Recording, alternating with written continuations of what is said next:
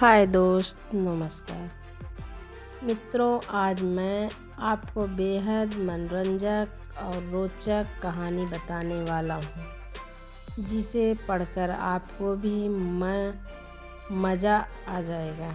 यह कहानी है दो बहनों की। दोनों बहनें में बड़ा प्यार था। एक का नाम था बुद्धि, दूसरी का नाम था भाग्य। वैसे तो हमेशा वो दोनों मिलकर रहा करती थी, लेकिन न जाने क्यों एक दिन उन दोनों में एक बात को लेके बहस हो गई। मुद्दा था कि दोनों में से बड़ी कौन है। दोनों को ही नहीं पता था कि कौन बड़ी है, इसलिए वे दोनों ही अपने अपने बड़े होने का दावा कर रही थी। लंबी चलने वाली बहस का कोई परिणाम नहीं आता देखकर दोनों ने मिलकर एक समाधान निकाला। दोनों ने तय किया कि वे दोनों एक साथ किसी एक घर में जाएंगी और वहां अपनी अपनी शक्तियां आजमाएंगी। जो बड़ा होगा वह जीत जाएगा। दोनों चलते चलते एक किसान के घर तक आ पहुँची। इस किसान के घर में उनके दो बेटे रहते थे। दोनों किसी परीक्षा की तैयारी कर रहे थे। दोनों बहनों ने तय किया कि वे दोनों एक भाई को अपनी शक्तियाँ देंगी और जिसकी भी शक्तियों की मदद से जो भाई परीक्षा में अच्छे से पास हो जाएगा, उस बहन की शक्ति और वह बहन बड़ी साबित हो जाएगी। बुद्धि ने अपनी शक्ति किसान के बड़े बेटे को और भाग्य ने छोटे बेटे को दी। अब बड़े बेटे को बुद्धि की कृपा की वजह से पढ़ाई में काफ़ी मन लगा, इसलिए वो घंटों तक पढ़ता रहता।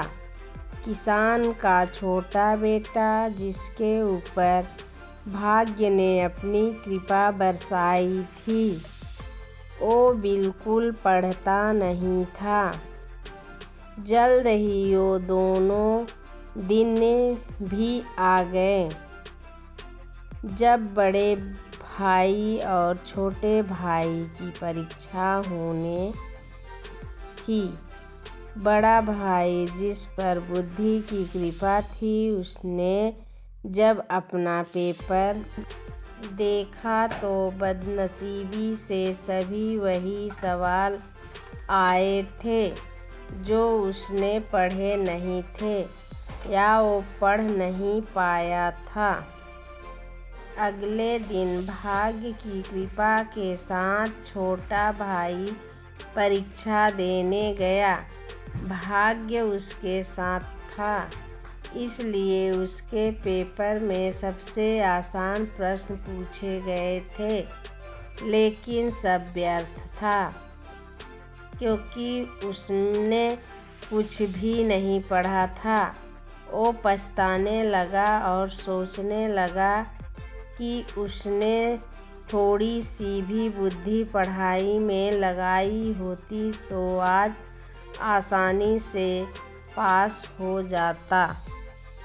इस तरह बिना भाग्य के किसान का बेटा और बिना बुद्धि के किसान का छोटा बेटा परीक्षा में फेल हो गया।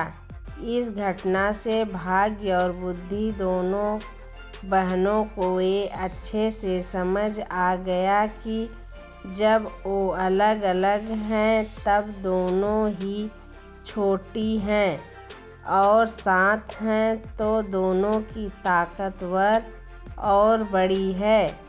बड़ी ही सरल बात ये कहानी हमें सिखाती है कि हमें भाग्य और मेहनत, स्मार्ट वर्क दोनों को ही अहमियत देना चाहिए। Thank you.